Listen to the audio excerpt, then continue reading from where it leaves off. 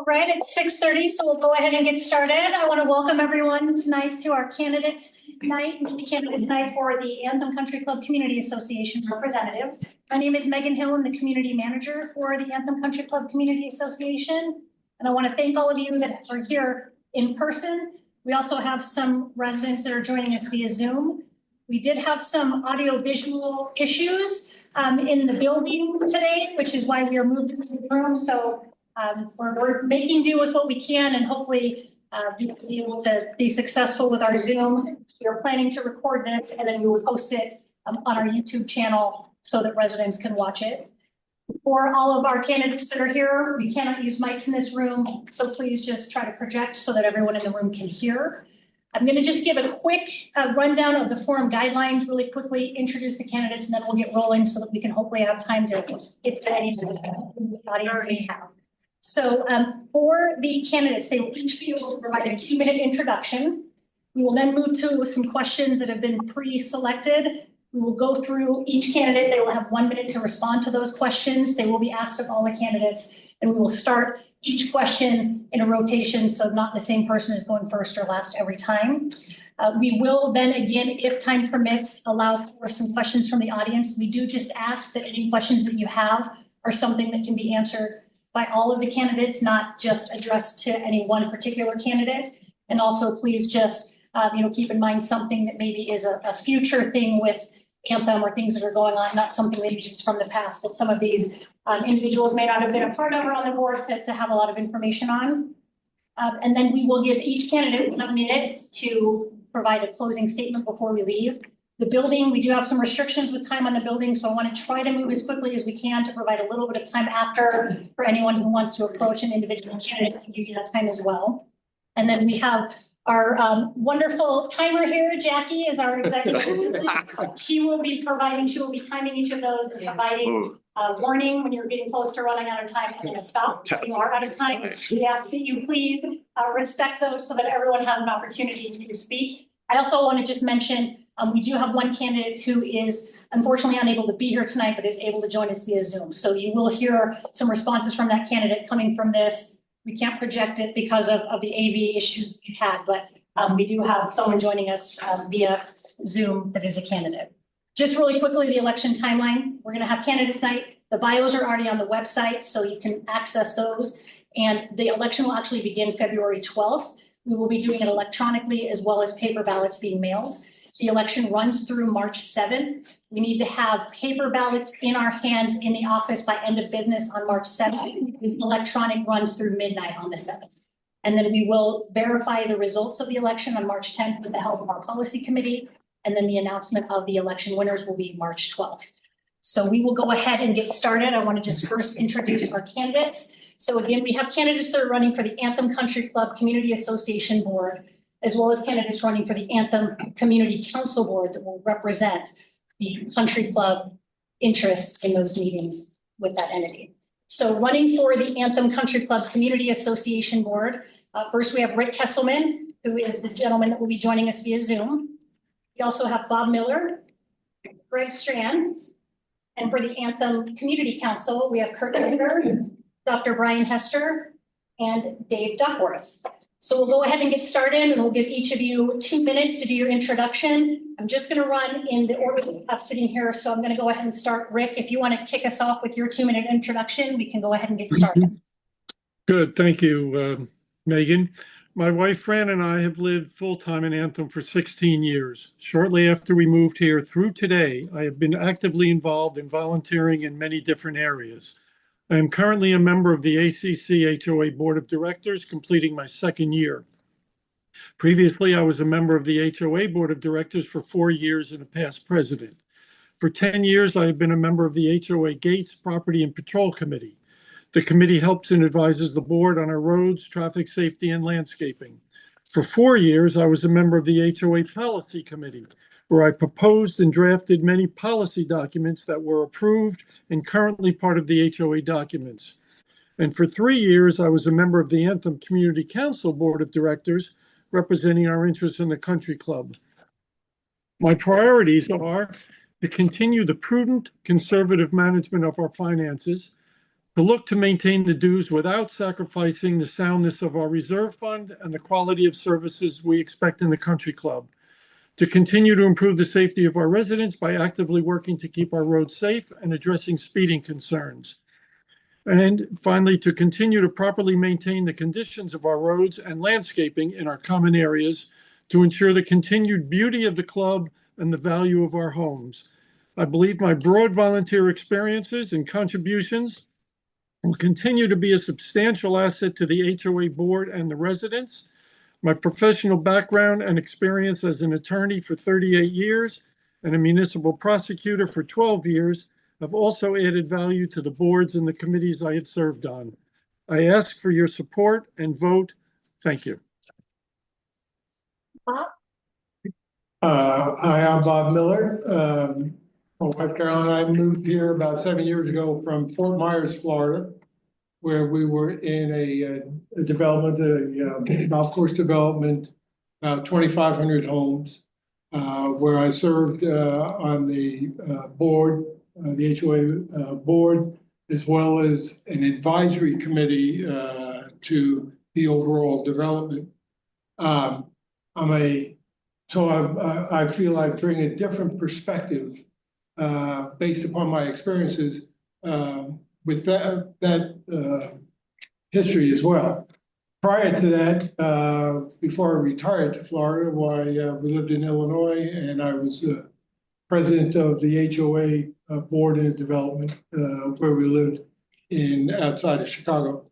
I think the key for me is that I bring a different perspective based upon the experiences that I've had over the years. I served on the finance committee here for several years, 2019 to 2021, I believe it was. And as a retired finance professor, I think that my main focus is to ensure the financial viability of the HOA and to ensure that the value of our property certainly doesn't diminish, and hopefully we can improve the value of the development as well. So that's my spiel. Megan? Thank you. Greg? Thanks. A little background on me is we've been here 15 years, and my education is I'm an aerospace engineer and have an MBA in operation and finance, and had a couple of companies that I owned and ran for the aerospace industry, working on with NASA and Northrop and Boeing, and a lot of projects that I've ran and taken care of, and had 50 to 70 employees roughly. I did learn to how to run companies low on cash, because most small companies are. So a lot of my time during having those companies was on the finance side. I have been on the board for 6 years, from 2018 to 2024, and then I had to take a year off. The bylaws say after 6 you got to sit for a year. So I had done that, and during that time I've been the chair of the finance committee. And when I was on the board, the 6 years, I served as the treasurer for all 6 of those years. And in 2018, our reserve funds were very low. There's ways that they measure all this stuff, but we were about 39% of funded of what we really needed. So we had to, we pushed and tried to get it as far as we could, but by the time I left last year, we were roughly 80%, so up in a zone that was much more safe, I think. Okay, Greg, that's time. Sorry. Oh, I didn't see it stop, I'm sorry. He's taken over our timer Yeah. duty, so please focus on height. I'm back. We had a pinch hitter come in, so thank you, Heidi. All right, Kurt. Thanks. Kurt Baker, resident here since 2009. Moved up here when my oldest was one at the time, and he's 16 now. I just came from his basketball game at Boulder Creek, and I've got a 10-year-old, so still actively raising kids in the community. And really, that's part of the reason that drew me to the help out here was we're very active in the community center and all the things that are Anthem and the surrounding area. Very active in the schools. I help on the finance committee there as well, and a lot of issues in the school districts and the things that impact Anthem. So I wanted to get on this board and bring some of that insight to that. I'm a civil engineer by trade. I did an MBA in accounting and finance. I did construction. I've always been in construction management, working in cities and worked with big organizations in California and Chicago and here in Arizona. Number of cities I've worked with and so forth is just tons of them, and through osmosis through that, get to see how all that works and how everybody deals with similar issues, yet everything's different given the different community and so forth. So it's been enlightening to me to see all those different aspects of how cities work and so forth. And my little bit of time on the growth committee, I see a lot of similarities that I can bring some of that experience to that as well. I've owned my own business. I've been part of large businesses, and I really like the organizational aspect of cities and understanding how all these types of things work. And it really, being an engineer and accounting, I gravitate towards data and that kind of stuff, but it's been beaten into me over 25 years that it's people and it's relationships. And so I found always being willing to talk to anybody, and so many people you might think might be adversarial, so forth, are really feeling some sort of pain and so forth. And there's so many solutions out there to all sorts of problems. And that's what I've found over my career is always be willing to talk to anybody. It's just the way it works. So perfect. Timed out right. It's always a good guy. I'm Dr. Brian Hester. I am probably the most underqualified up here, but I was prom king and I finished an 8.5-year doctorate degree in 6 years. So my asset to the opportunity is I've lived in Anthem since 2003. I've spent over 20 years serving the community and building a business from the ground up to over a 7-figure income, 95% cash. So doing business and transacting with the members of the community and having them spend their hard-earned money for services that they deem viable. However, a big thing for me was employment. So at one time we had up to 17 people that were living in Anthem that were under our payroll. So we're able to give back to the community in that way.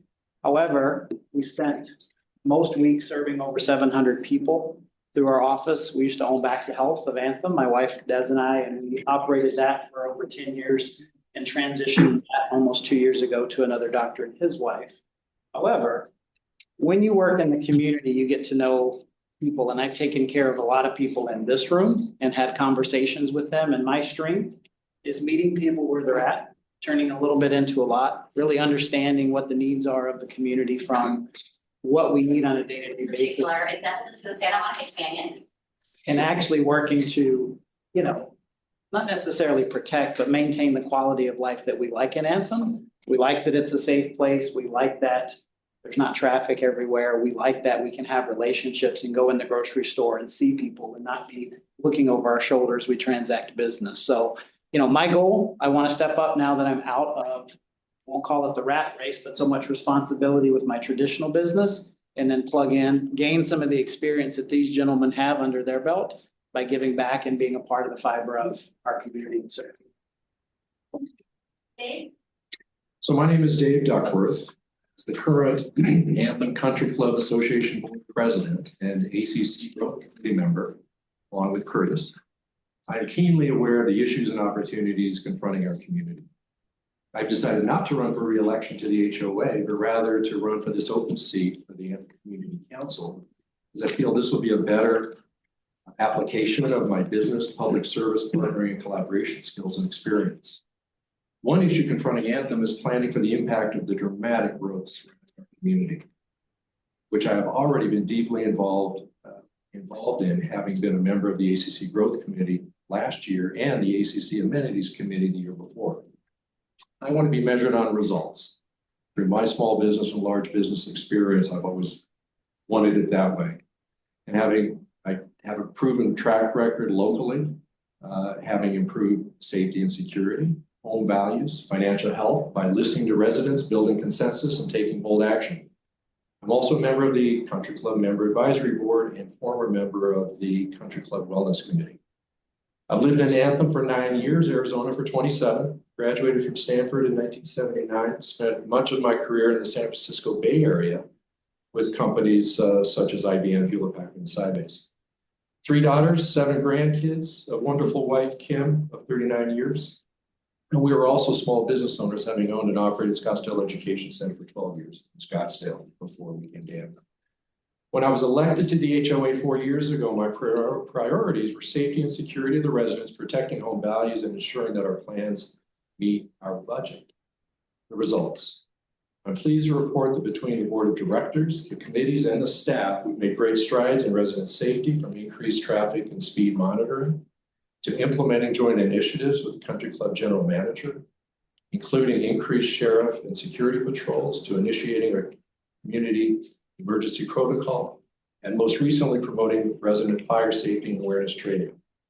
Budgets have been balanced while increasing our long-term reserves and home values have increased well above Arizona averages. Thank you. All right, we'll go to our first question, and Bob, we will start with you for this one. Okay. This is, what is your leadership philosophy? How have your experiences shaped it, and how would that philosophy add value to the board if elected? Okay. My leadership philosophy, I think, can be summed up pretty simply as data-driven consensus. I'm a big believer in very detailed analysis of the data. Once we have that analysis finished, then build consensus around the results of that analysis. So that'd be my leadership style, very data-driven consensus building. And that's all I want to say. Greg, My leadership, do you need me to read the question again? Oh, I thought it was going to be a different one. Same question through everybody. We'll rotate through and then. Okay. Oh, okay. All right. No. Megan, did you want me to go? We were rotating through, so you'll be last on this one, Rick. Oh, okay, I'm sorry, go ahead. Okay. I think my leadership philosophy is the first thing is knowing the information and the data and what I have to lead. You know, like in my companies, when we had a project, it was me that knew how we were going to do this partially, and the people would follow you if they believed in you. You know that, and they'd get on my side if they knew that we were, you know, doing something that was that we could do. Let me see here.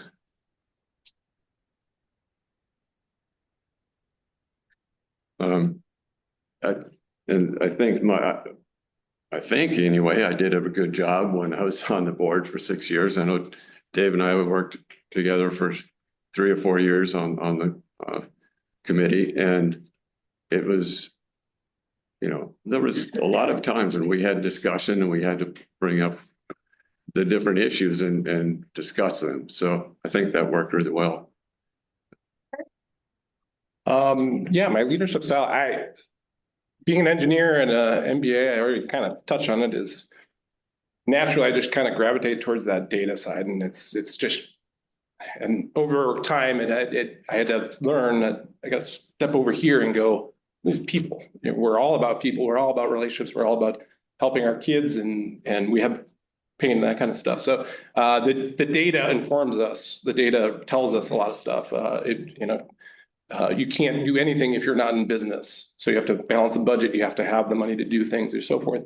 And then overlay that with those personal touches of leadership is Everybody wants to be heard. Everybody wants to feel like they're part of a community and so forth. So that was a big part of my maturation over time in leading business and so forth, and learning empathy and understanding how we work amongst each other and so forth. Nobody wants to hear, I can't solve my problem because the budget doesn't say that. But it's true. We have to be cognizant of those things and still move forward. Thank you, Brian. I would say my leadership style early on was all about the most qualified person. But as I've gotten wiser in my career, I look for people who have heart. I look for people that want to develop, that are willing to show up and not do the minimum, but go over and above what's asked of them. But where I should excel, it's having hard conversations really about things that don't work. And it's okay. We want to make sure we learn from our lessons, and we want to make sure we learn from failures, because there's a lesson in everything. And when it comes to managing that data, that a lot of us have talked about, the numbers are the numbers. However, one way to do thing isn't the only way to do thing. And one thing that I've learned is sometimes old ways won't always open new doors. And so we need fresher ideas. That's why I'm excited to be a part of the opportunity to serve our community and offer a little bit of a different perspective, because it's a different demographic from entrepreneurs. Dave? Yeah, actually, we've got 3 current board members and 1 old board member who definitely know my management style, my leadership style. It was really honed at Hewlett Packard when I learned the style of management by wandering around. What that means is make sure you're looking for the good in people, and make sure that you're able to foster those abilities and whatever skill levels they have. But the key that I believe I've had success in working with the current board is building consensus, letting everyone have their input. But at the same time, once we've gathered the input, let's stop repeating and let's make a decision, and let's be bold, and let's do the right thing. Thank you. And Rick? Thank you. My leadership is about corroboration and inspiring others to do their best work. I will make sure I know they care. I believe that communication is a key component of effective leadership, which is why I will focus on listening to feedback. I carefully listen to all sides of an issue and evaluate the pros and cons before making a decision. I will foster honest communication between the board, staff members, and residents. I will lead by example with integrity, honesty, and respect. My experience as an attorney managing and building a law practice, and my successful volunteer leadership positions on the HOA Gates and Policy Committees, as well as serving as a member of the HOA and the Anthem Community Council Board of Directors, has proven my philosophy successful. Thank you. Okay, we'll move to the next question. This one is similar for both Country Club or ACCCA and ACC. It's question 4 on the sheet that we have for you. What are the issues affecting the ACCCA or ACC that you believe are a high priority, and how would you influence or look to address those? And for this question, we'll start with Greg.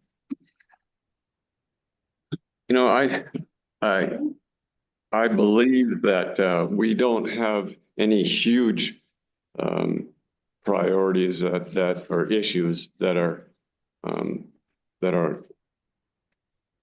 we have to just jump all over. Now, the biggest one that I think we have is funding the reserves and the roads. That takes up a lot of time for the board, for the finance committee, the gates.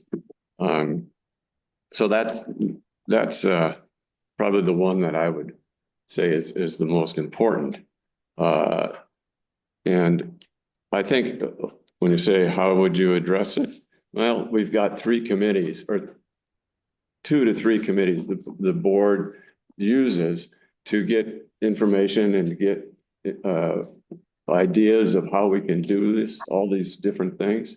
And as the finance committee chair, I work directly with the board through the treasurer, and so I'm stopped, I guess. There you go. Man, that's a quick. How many is that? Is that a half a? Gee. It's actually what drew me to the growth committee. I've learned this through working with the Deer Valley School District is we have an exceptionally low birth rate in the area. And so we have declining numbers in our schools. We're very close to probably needing to close at least one Deer Valley school, if not two. Not because they're choosing charter schools or so forth. It's just we have declining number of kids in our area. And I think that's going to impact our community a big time is how do we recharge our home prices are $500,000 to $1 million. That's not going to invite some new young family that's not making that kind of money. So our services really need to match that demographic that's going to be able to come in and want to buy that house with our young kids and come enjoy our neighborhood. We've got a unique place, but I think if we take it for granted, we aren't going to see that recharge of young families. And I think that's what makes Anthem.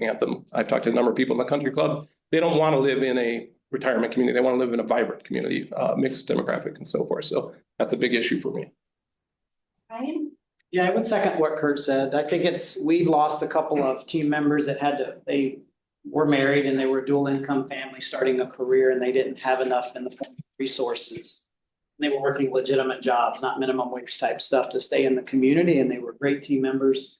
And we had to backfill because they had to move out of the community because they wanted to start their life and they couldn't stay, and I think it's a real issue. It's a real issue because, like you said, when you think about the community, you don't necessarily think about the park being vacant. You don't necessarily think about all the amenities we have being underutilized, and the youth are the most active in a lot of communities, and they're the ones that help build the culture. And so I definitely think it's a problem that we want to figure out how to address it so that we can continue to have generations to come for years and years. Thank you. Dave? Yeah, I think our biggest, maybe it's more of a midterm, long-term issue is the surrounding growth. Learned a lot about this with Curtis Growth Committee. And I think it's key for us to be staying up to date with Phoenix and Maricopa land use plans. A good example is next week I'm going to be attending the Rio Vista planning meeting where the city of Phoenix will be presenting on the TSMC economic impact and development. TSMC, everything they're doing is going to be critical to everything we have forward. How can I help with that? Well, goes back to the leadership question. It's meet with the appropriate stakeholders to build a plan, the developers, city and county officials, board members and residents. This may mean meeting with TSMC toward a semblance of a partnership. Once you have a bulletproof plan presented to the community and the board, get it approved and go. Thank you. Rick? The main high priority issues that homeowners comment on are dues and traffic safety. Those will be my highest priority issues. As a board member, I have always advocated for the prudent conservative management of our finances. Inflation is an issue we're all facing, and it's important that the board does all it can to maintain our dues while still having an adequate reserve fund, so there's no need for extra assessments. I will continue to improve the safety of our residents by actively working to keep our roads safe and addressing speeding issues through better resident communication, analysis of traffic data, and reasonable enforcement. Other important areas that will continue to be addressed are reviewing our reserve fund investment decisions and updating our LEC guidelines to keep our community fresh and competitive with other developments.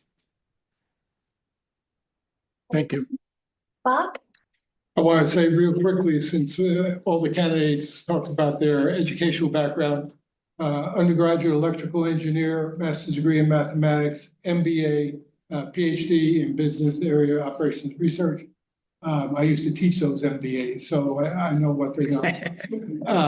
Anyway, We listen to you. One of the things that I found in talking to people about this upcoming election and asking for their support was there's quite a few residents who are concerned, upset about non-residents utilizing some of the facilities within the HOA, within the country club, specifically the pond at Crooked Stick and at Country Club Way. So that's one issue, but it's interesting because that's a common issue with this council. with the Anthem Council in terms of outsiders using the park. So it seems to me there's some joint effort that could be put together to address that issue. Thank you. We're going to move to a question that's just for the 3 ACC candidates, and we'll start with Kurt on this one. It's question 6. How will you balance the role of representing the country club community with serving the needs of Anthem as a whole? Yeah, I think that's a big deal. Having lived in the country club and running a tennis group, I think sometimes we disconnect ourselves a little bit from what's going on in Parkside and some of the things that are going on down there. And I'm directly connected with all of that, with kids in those groups and so forth. And then we have different needs in the country club. Anecdotally, we haven't seen a trick-or-treater at our house in 15 years. So we have very different needs. And I think living in both worlds for as long as I have a unique perspective to be able to do that. And I understand the needs of the people inside the country club and have friends and talk to a lot of people and so forth. So again, I think that the incumbent part is just having dialogue and showing up and being accessible and saying, what are you dealing with and what are you hearing and so forth. And really having that open door, because the pains or the issues or so forth that are happening that we can solve at this level, we have to know about it to be able to do it. So Maybe I'll get a chance to go before Kurt. It's all about communication. You know, as residents in both the country club, you know, we've been in the club now for 8 years, and in the country club, we want what we want, but we want the other things that we don't have when we want them. And a lot of that is people don't understand how it's important to do commerce in this community, so commerce stays in this community. And everybody wants to complain about how we don't have certain things, but then part of my role in stepping up is because, you know, the saying is a lot of times the people that complain the most are the ones that do the least.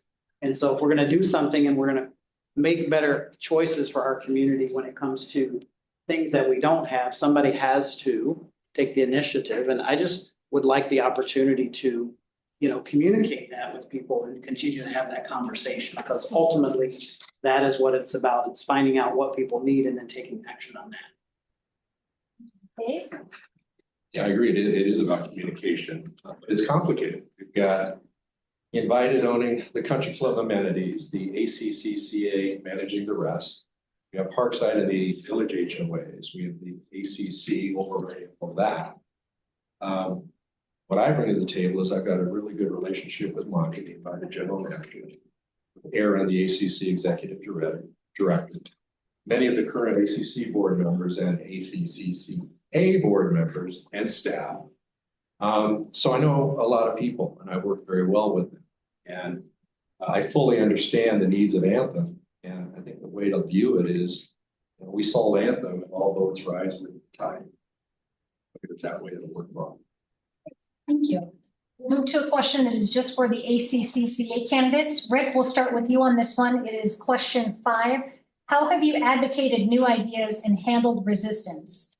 How have your approaches in driving change been influenced by your success and failures? There's an official document currently in place called Guidelines for Evaluating Proposed New Projects. It was proposed and drafted by me in 2015 when I was on the board. It was unanimously approved by the board and all the committees.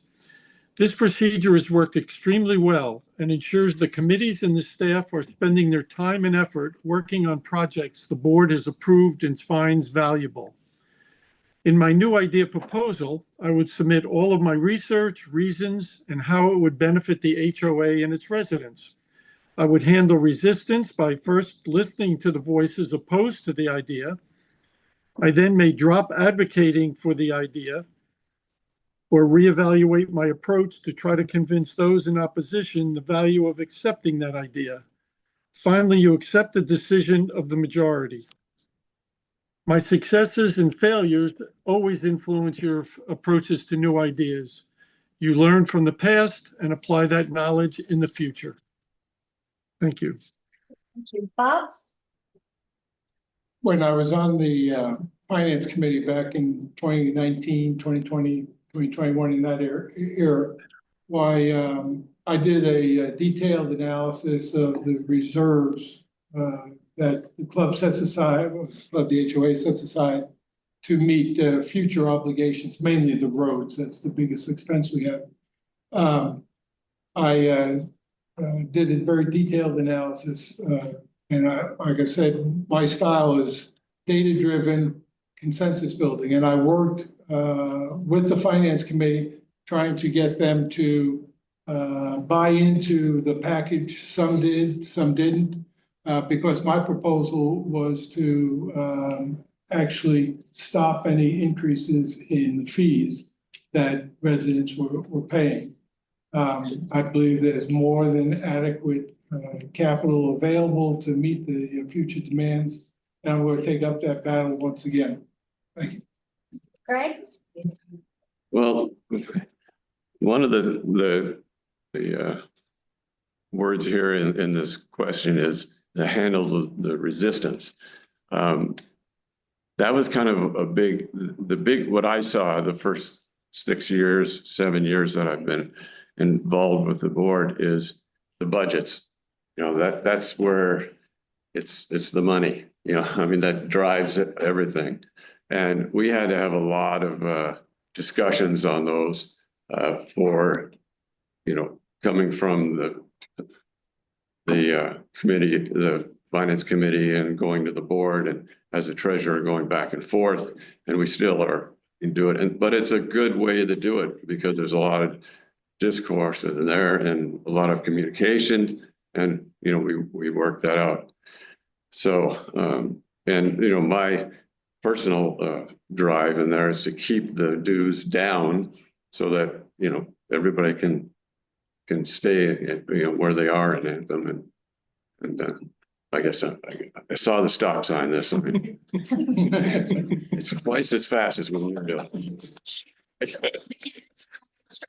This one, and then we'll turn it over to the audience. The last question I have is, how would you characterize the current relationship between the ACC and ACCCA? What do you believe contributes to this relationship? And as a member of either board, how would you work to strengthen the relationship? Well, I think after you sit through some of the quarterly meetings and you sit through some of the meetings, there's always agreement on some issues and there's differences on others. And what I will tell you is that for me, when it comes to someone may say, hey, this is a horrible idea, my first question is, well, give me 3 different ideas. And we all have different perspectives from the position we're in. And I think that relationship, it all goes back to, like a lot of people have talked about, it goes back to communication. It goes back to really trying to find, well, what is the end goal? Are we really trying to better the life of the citizens of Anthem? Are we really trying to make an impact? And the cheapest way is not always the best way, and the most expensive way is not always the best way long-term. So that relationship is really about coordination. It's really about working together for the greater good and having cooler heads prevail and not just banging and focusing all the time. Questions how to characterize the current relationship ACC and ACCCA? Okay, that wasn't my time yet. I think it's great. As president of the HOA, part of my responsibility is to work with both sides, and I think it's great. Seriously though, it's really comes down to the staff. Staff communicates incredibly well. And I will say the staff on both sides is very high quality folks. And as board members, we get to rely on you to do all the hard work. And you're communicating extremely well. A very current example that's happening right now as we speak is we're organizing, here's a good example. At our last board meeting where there were concerns about fire preparedness, obviously. So with that, we met with the board. We decided we were going to do something. Megan and I met with the fire department. We came up with a plan. You met with the rest of the ACC constituencies. And it looks like in March, we're actually going to have a resident fire preparedness training event, which I'm very proud of. And again, that coordination between all the entities had to work smoothly to get something done. Rick? The relationship between the boards is excellent. I have experience of having been a member of both the HOA and the ACC boards. We have always met and discussed common issues in a healthy, respectful manner. Everyone understands we both essentially represent the same people. The offices of both boards are together in the same area on the same floor. This contributes to personally knowing each other and fosters a common understanding of our mutual concerns. I don't think there's a need to change this already excellent working relationship. If it's not broken, it doesn't need to be fixed. Thank you. Bob? I'm looking at the question provided, and that was the board and the homeowners, as opposed to the council and It's the last question on the second page for both. So you're welcome to answer that. Okay, there was no second page on the stuff you sent out, so that's fine. Anyway, I believe that the relationship is good between the board, the HOA, I'm talking about the HOA board now, and the residents. It can always be better. And as everybody up here has said, communication is the key. People still aren't getting certain messages from the HOA board. And it may be due to not understanding the technology of how to open an email or whatever it is. But there's been a lot of discussion about the fact that they don't know certain things that are going on within the HOA, within the community. So I think the relationship is good, but I think it can always be better. And that's something we can work on. Greg? I think you vote for Dave. Sorry, guys, for me, if I was, because I think there's a great communication on ACC to us, to the HOA board. And I only half joke on that because Dave and I have commuted or talked for years on how we would do things for ACCCA. And if he's on the other one, for me, that's a great communication. But I think there is a good relationship also. And I have to say something about the staff, because every one of these, a lot of these questions, the answer is the staff is doing this for us. I mean, I've worked with Margaret for 5-6 years and now with Megan, and it's the same thing. I mean, I've tried to make it that I see them often and find out what's going on, where I can help them and where we as a board can help them. And they're doing a great. Just give me a couple more seconds. I'm talking about you. Time to put the stop sign up. If you're complimenting staff. Yeah, but it all, all truths are, you guys have done such a great, it has made my job on the board for 7 years really easy. Kurt? Sure. I'm at a big disadvantage. You guys have the inner workings and the relationships for sure. And it's a big deal. I think that does help when people know each other, and it's no doubt.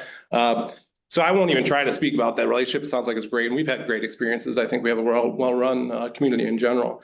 I just know from my experience, my wife is an attorney and an executive with a company, and she's taken over HR. And as she's gone up, and I've had my experiences, a lot of times when we have time on our hands and we're nothing going on around the dinner table and the kids are doing their thing, we get to talk about these types of issues, organizational frictions, and what's going on, and why would these two people fight, or what's going on with this, and that's honed my skills as far as, what's the underlying issue with any relationship, and how do you bridge those gaps and so forth. So it's been unique for me with my wife's experience and so forth to see all aspects of different businesses and different organizations, public, private, so forth, and what's going on and what's behind all the relationships that go on, and how do you make a high-performing entity with it. Thank you. All right, as I said, that's the last question that I have, so we will turn it over to the audience. Just as a reminder, please, any questions that you have, please ask them in a way that can be answered by all candidates, not directed at any one. We'll just take a few questions from the audience and wrap it up a little bit, so that then if you have direct questions for an individual candidate, you can mingle and ask those questions. So is there anyone? The response is yes, they do have actually 30 seconds to respond to the questions. So yes, we have a question in the back. I have a question, but I have two different ones, one for ACCCA, one for them. Okay, if you want to ask. For a country club, we have CC&Rs that say, well, what color we paint our house, what we can plant, not only in our front yards or side yards, but behind our fence. we have residents that believe if it's in my backyard, nobody can see it, what harm is being caused? However, it is a CC&R violation. It consumes a lot of time of a committee and many times with the board. How do you propose to resolve this problem going forward where the problem isn't as great, where someone decides I'm going to do something in my backyard without asking for permission first, and then after they do it, it's a violation outside the CC&R parameters. How do we get, just to clarify, so how do we get it so that doesn't happen? Or what would we do? Well, What's a possible solution to reduce the violations? I think, Brian, go ahead. If you wanna go. Okay, I think they have to understand that they signed a document that says, I will go by the rules. And there's so many of them, but that, in my mind, if you're doing something that's against the rules, there's a lot of times there's people that don't get caught, and it goes on for a long time, and then all of a sudden they get caught, But as a board, we have to look at that situation and understand what went on. And the tribe of five has to decide what they're going to do with it. But I do think that they signed it off. So. All right, Rick, we'll pass that question to you. Yeah, this question, I've been on the board for many years, so I'm very familiar with this question. We do have CC&Rs. There can be some inconsistencies or irregularities or some particular paragraphs that do have some illogical aspects to it. And in this case, if you can't see it, is it a foul? No harm, no foul. But yes, we need to enforce these uniformly because you can get into very subtle changes from one house to another. As I can do this, they can see me there. Why can't I do this? Someone else can't see that. Why can't I paint my house purple on the side? Because you can't see it. And you'd get into all kinds of major messes if we started to try to accommodate each individual situation that if we didn't have the regulations, might make sense, but we need to uniformly apply these rules, even though in some cases it may not be a great rule, but we need to apply them uniformly. Thank you, Rick. Bob? I think we need to invoke the reasonable person hypothesis. A resident told me that they got a letter from the HOA because when the grandchild was visiting, they drew something in chalk on the resident's driveway. And because the fact that the resident didn't go out there and immediately wash it away, they got a letter from the HOA.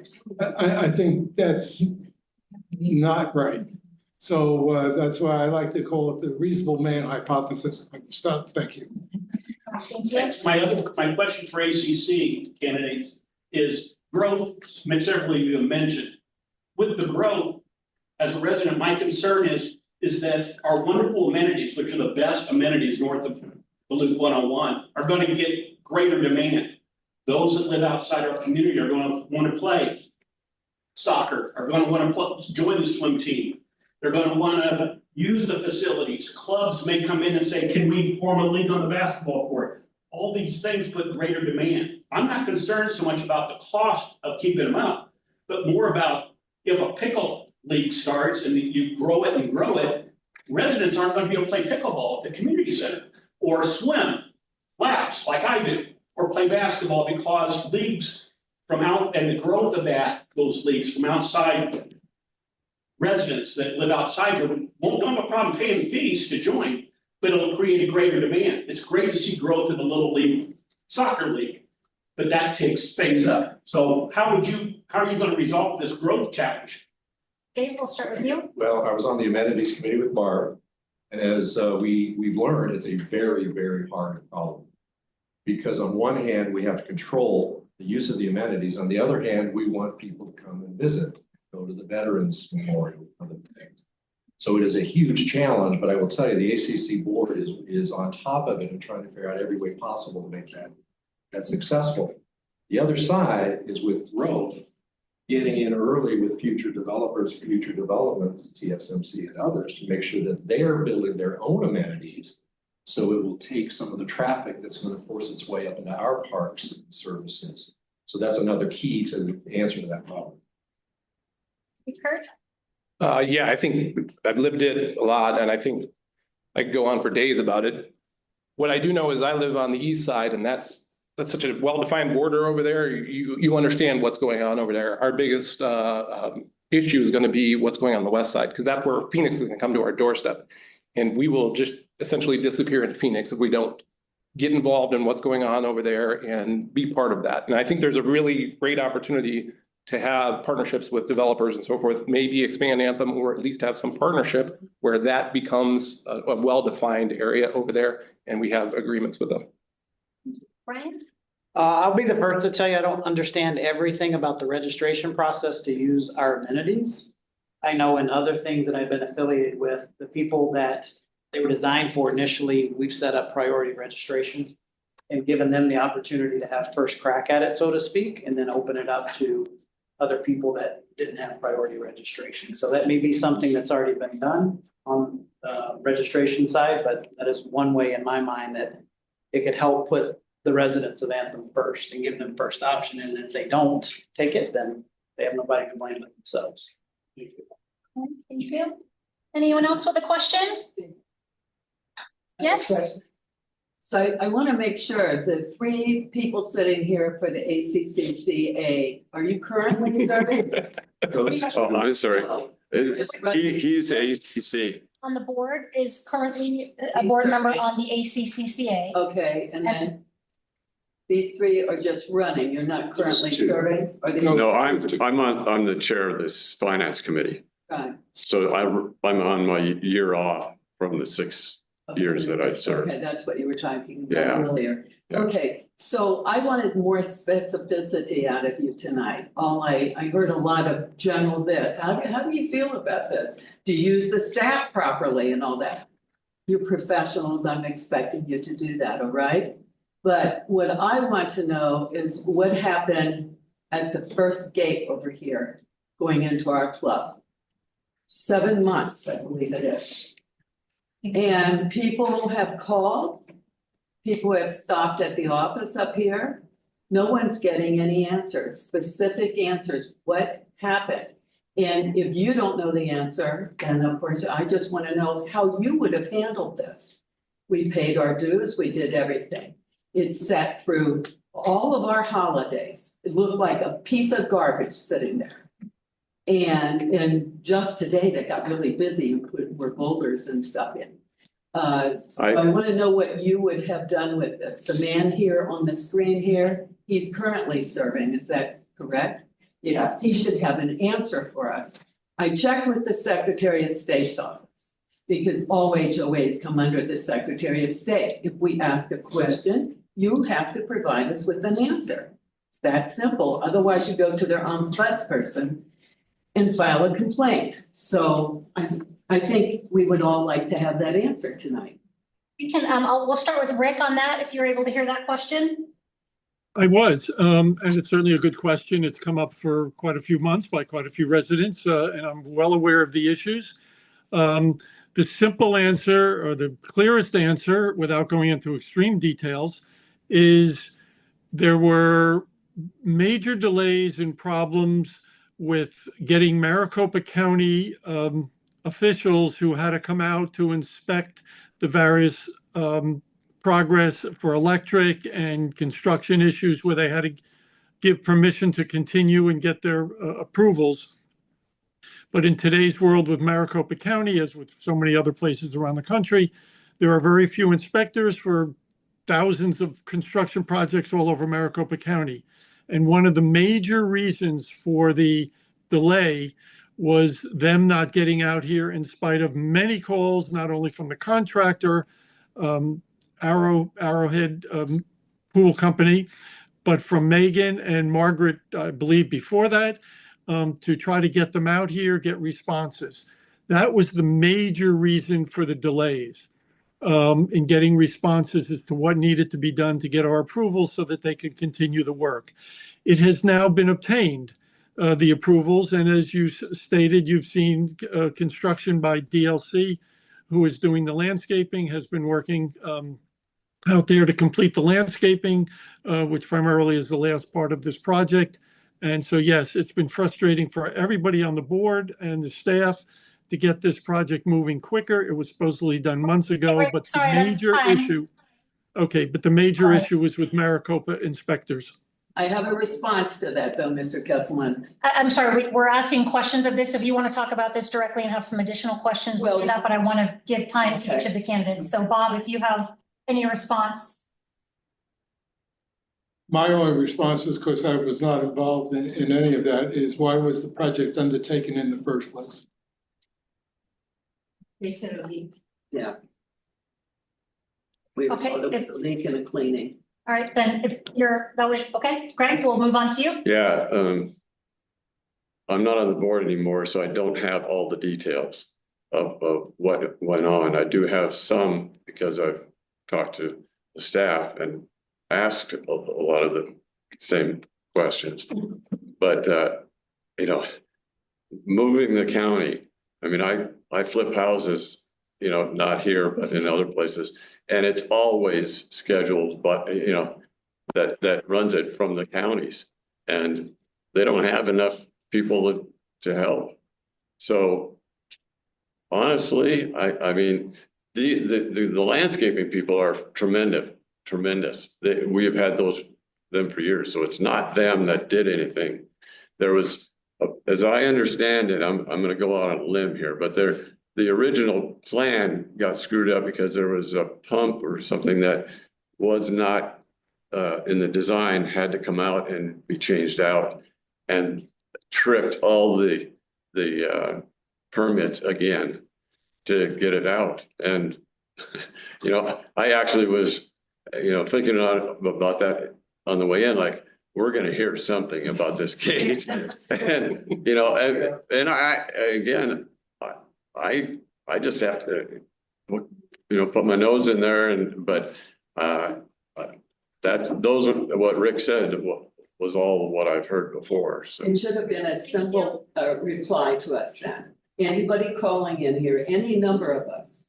And I belong to a lot of clubs inside the club, Yeah. any number of us, nobody Sorry, else. I want to give the opportunity, while it was sort of directed more so to ACCCA business, is there anyone running for the ACC board? I'm going to give you the opportunity to answer the question, Brian. Yeah, I'll answer it. You know, the thing that comes to mind is, you know, people don't want to know how much you know, they want to know how much you care.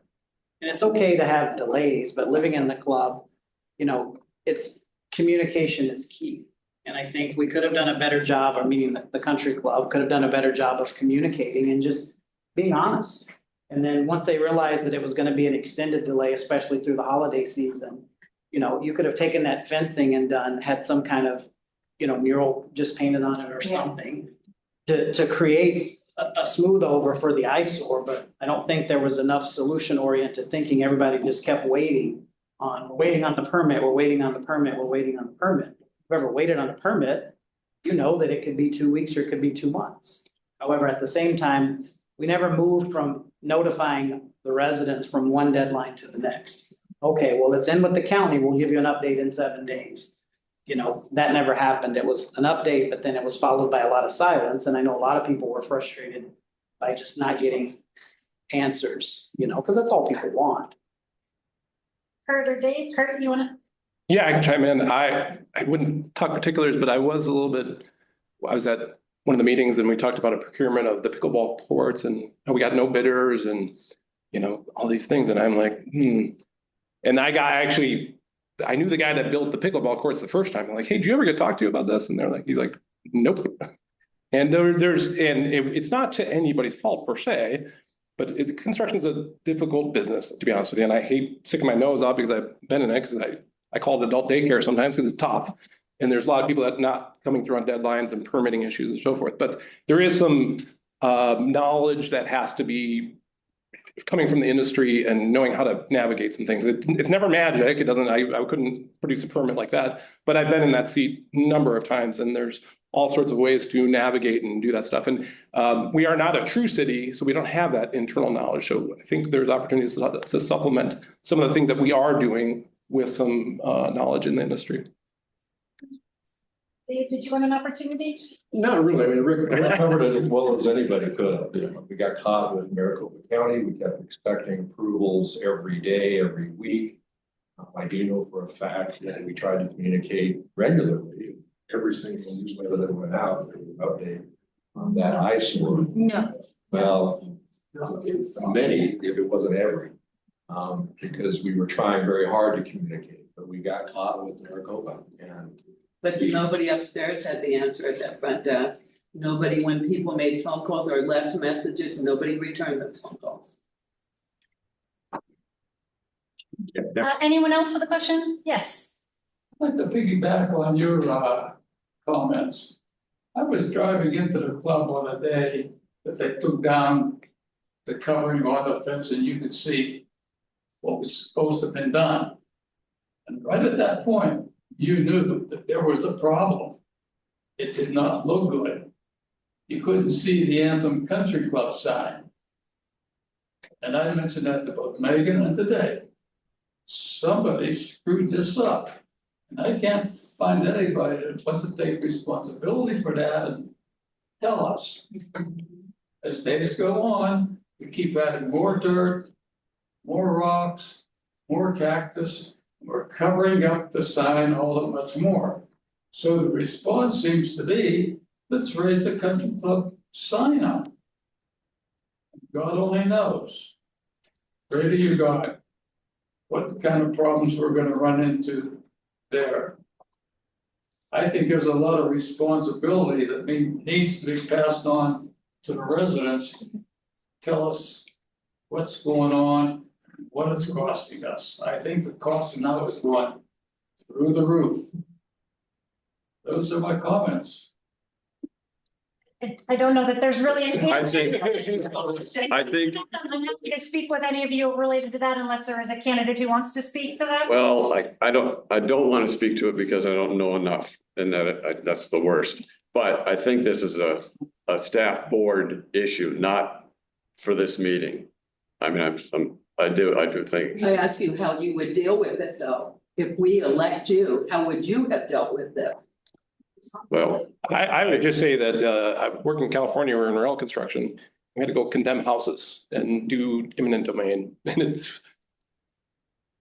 we learn real quickly, it's transparency, transparency, transparency. Every tough thing, just transparency is where it's at. And I am not close to the issue. And I usually good intentioned people, even wanting to communicate, somehow it doesn't happen correctly or so forth. But they're tough things. So just charging straight into things and being willing to be as transparent as possible. It sounds like there was a lot of that, but it's tough.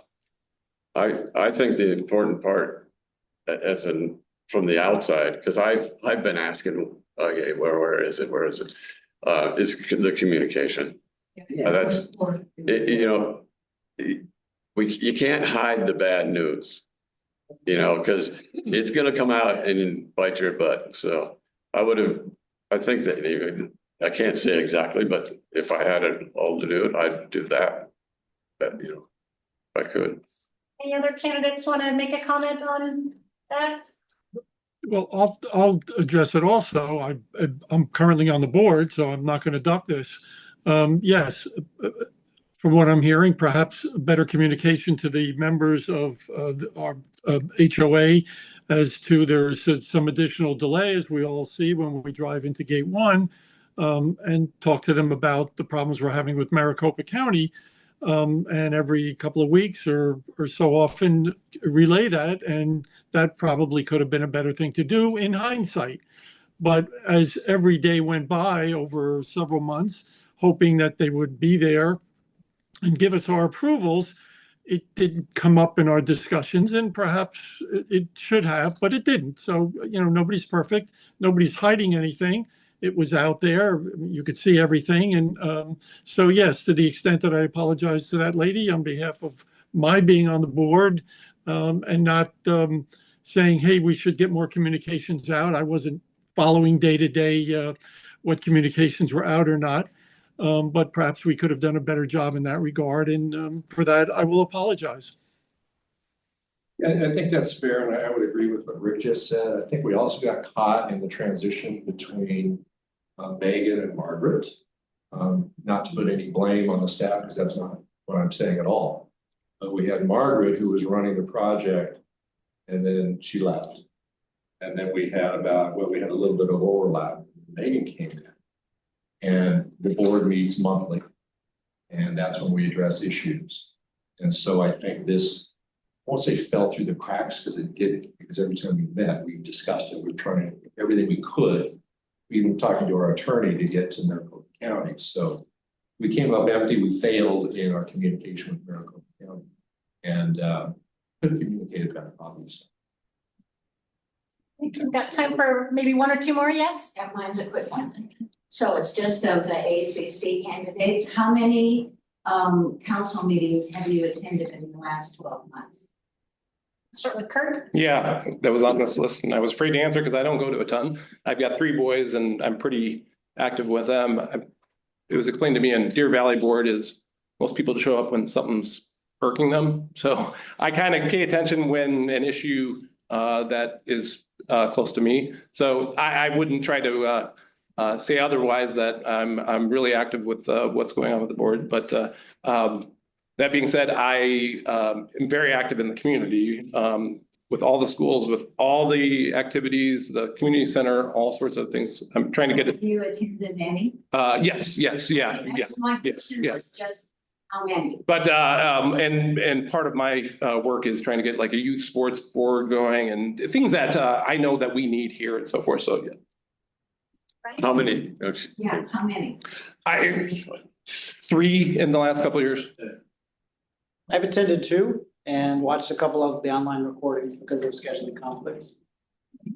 I've attended 4, and I've also attended every ACCCA meeting.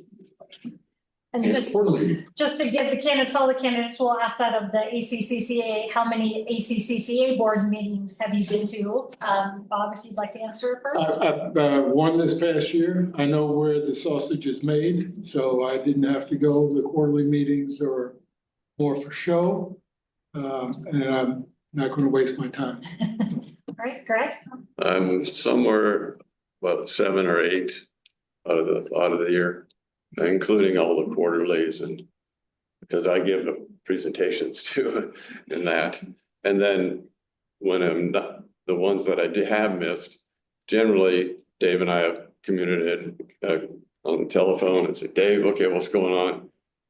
Partly because I'm on the committee chair, so it's connected with them. So. And Yeah. Rick?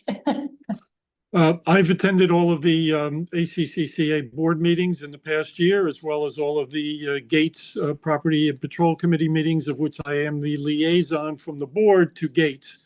So I have attended all of them in the past year. Thank you. All right. One last question, if anybody has one. We'll take one more. No, okay. Yes? Hi, we live in volatile times, and I'm just wondering if there's any contingency plans. This goes to anybody for any occurrence that might be considered a major issue for this community. I understand that sometimes we have sheriffs, we have state police, but they're not always evident in the club. Lately, I've seen them a lot more on 17, but listening to the news and what's globally happened, we live in a bubble, and I just don't get the sense, living here for about 8 years, that there's any contingency plan for any emergency that might be catastrophic to the community. Anyone want to volunteer to take that first, or I'll start with? I'll do it. Okay. I'll wade in. Now, I need some of your help on this, because I know we've met with the sheriffs over the years. When I was on, we had meetings with them, and which also included training for, you know, if a shooter comes to any of the buildings, and active shooter, that they provided training for us to, you know, to anybody that wanted to go and do that. So, and of course, you know, we've got people at the gates, you know, and if they go through there, we know when they're going through, but again, you know, they're not police, you know, that's. But you don't have any contingency plans for the community. I'm talking that full anthem, not just a call on the talk side. Right, like, I guess that might be an ACCA. Yeah, I would say, I think more specifics, you and I'd be happy to chat with you after about some of the ways that works here, but I do want to just give the opportunity if there's any other candidates that want to sort of speak to, you know, what you're aware of here or what you'd like to potentially see related to that subject. Bob? One thing that I've heard recently from some residents who live on the golf course, and that is an accumulation of brush on the golf course side, that the golf club has said that if the resident is willing to pay for the removal, they'll remove it. Well, in light of what happened in California with the fires, a lot of residents are very concerned. And it seems ridiculous to me anyway, that a resident would have to pay to have shrubbery removed from the golf course. Right. Side of the fences. So that is something that I certainly would want our board to look into, whether you vote for me or not, look into, because that just isn't right. And I'll stop there. Rick, did you want to respond to that? Yeah, I couldn't hear the question. Could you quickly repeat the question? I think just related to maybe an emergency response plan or a contingency plan for the community in the event of an emergency event here. Well, as Dave just mentioned, we've, as a result of the Palisades fires and the California fires, and our last quarterly board meeting, which was when it was brought up again by another resident, we have already taken, and Dave, the board already voted to proceed, and Dave, I believe, has alluded to tonight, 2 steps taken in meeting with the fire department and others to begin to coordinate efforts to address fire concerns and how we can minimize the fire dangers and other emergency notifications. That just started last month from our meeting, and that will proceed forward over the next months to formulate a plan. As to the country club being able to charging our residents to clean up, we do not own, the ACCCA does not own the property that Club Corp owns. We have no ability to force them to clean up, but in dealing with the fire department and others in connection with fire dangers, I think that we may have some progress being made with the country club in order to address some of those fire concerns on their property. Thank you. Can I just give an update? Just as I mentioned earlier, so Megan and I met with the fire department 3 days ago. I was very impressed, and as a resident, I just want to give us confidence that we've got one hell of a fire department. And in sitting with them, we talked about that very issue, and we agreed to have this session in March and to start with at least resident education. Part of the action plan we discussed at today's board meeting as well is that exact issue with the brush with invited. Rick's correct. We don't have a charter over that, but we do have influence. And one of the action items, I will be meeting with Monty in the next few days, where I'm going to discuss with him what we're doing with the ACCCA to work with the fire department to address these concerns and issues. And if nothing else, we can try to coerce him or shame him into action. So if legal doesn't work, shame might. I would think too that another approach could be a fire marshal should be able to place an order on the golf course that they need to clear the brush. Bob, that was done 5 years ago by the fire marshal. That was done. Right. So He did do it it 5 again. years ago, and I had an issue with Margaret.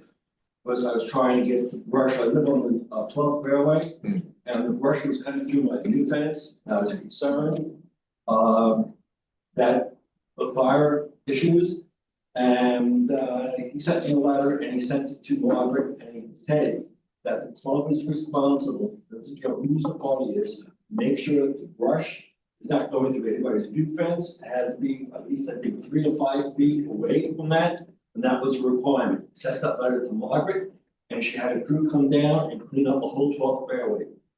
Not only my house, but it was done 5 years ago. It's now growing back, but someone came last year because they're painting the fences, and in order to paint the fences, they had to clear the brush. So that was I guess, a side benefit. But that's how it was. So the fire marshal was involved, it's where the people and the boards want to be cognizant of it, and get together with Monty, whoever it needs to be done with, and make them aware that they could be held liable. 5 years ago there 17 holes to go. In other words, they just took care of 12 fairway and forgot the rest of the. I'm sorry, I want to make sure we give time to both Kurt and Well, yeah. but Brian, if you'd like to it's very respond to that. important we all heard this. I tend to say I would lean on our officials and their communication efforts, because replicating it is exceptionally tough. If you ask me what to do right now, if we had to evacuate the place, I would say put it on Anthem stuff. In about 5 minutes, everybody will be gone, because that's the quickest way to get something around this community. But working with local fire and police, they're very sophisticated and they have access to a lot of stuff. So in your particular instance, if we had to do something like that, I am always amazed when I go to visit them and find out what they've got access to and they can do in an emergency. I'm always blown away. So I'm a little bit ignorant of what we have in place, but if that issue came to me, that's exactly where I'd be going is, hey, what solutions do you guys have? Because they can alert in a lot of different ways. That's not the only one that's happened. There's been. Did you have any comments? Well, I would say this goes back to, not to beat a dead horse, but the fountain out front. One of the things we use in our business to communicate, everybody has one of these, right?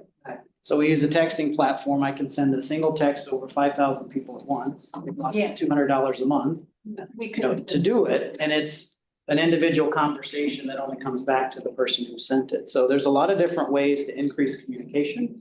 I don't know anything about any contingency plan in place, but I know with any emergency, the number one thing is quick communication so that aid can happen. And I know, especially with our neighbors, we're the youngest people in our neighborhood.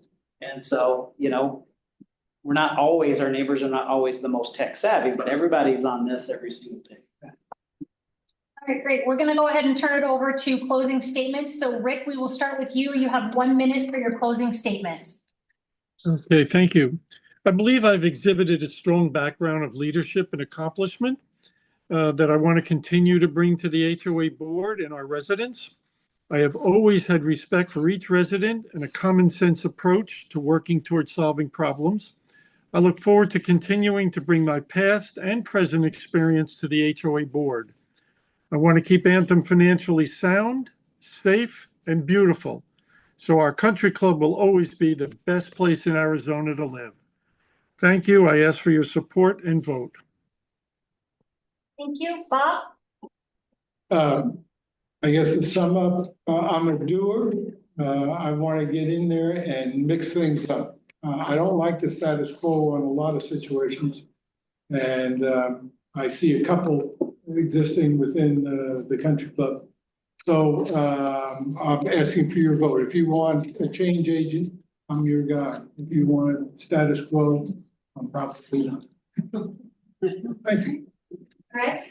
Yeah, a lot of the changes that you talk about, Bob, though, are in the bylaws, and we can't just do that. The board has to look at it and make a decision. Does a majority of the owners want this? Will they vote, this in? So, some of these things we have to work around, not, legally, and use our attorneys. So it's not quite that easy, Bob. But anyway, yeah, I mean, I've been on the board for a number of years, and the biggest thing is I've tried to keep the dues down while we're building this reserve and we're there. I mean, we're very, very much a lot closer to you. We don't have to be 100%. That's not. I mean, you talk to most professionals that do this stuff, and you don't have to be 100%, but we're close to it, and it's very low risk. So thank you. Yeah, I think sum it up, I'm extremely focused on what does Anthem look like in 10 years, in 20 years. We plan on being here for quite a long time, and I think not being involved, I would hate to see that it just goes in a direction, because we've got a lot going on around us. We're going to see growth. We see a lot of demographic changes.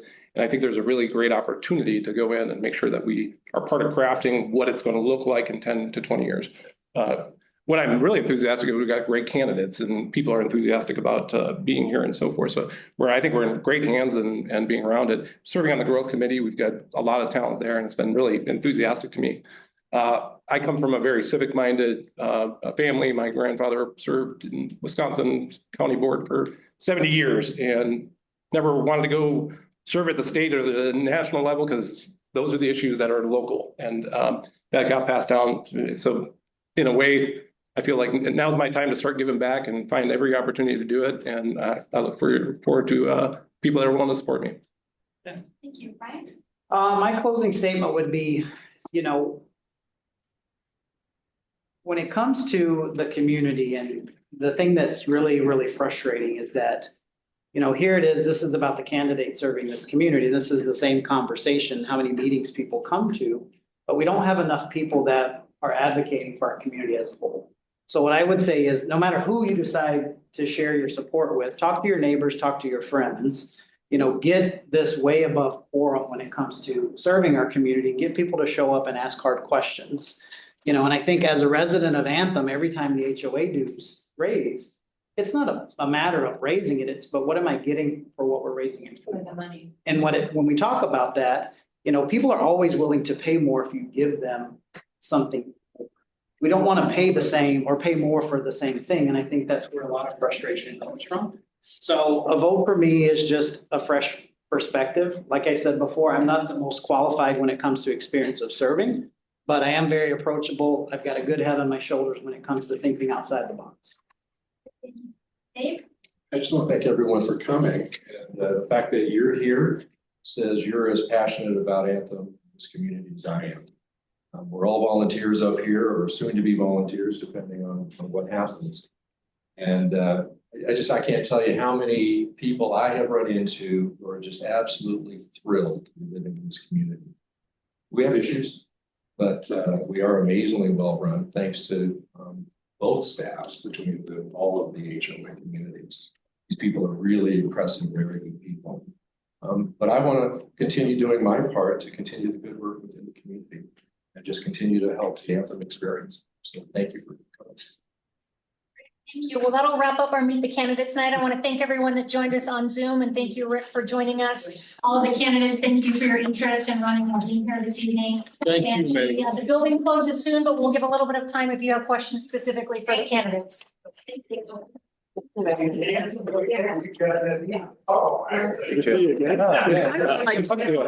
you too. Same here.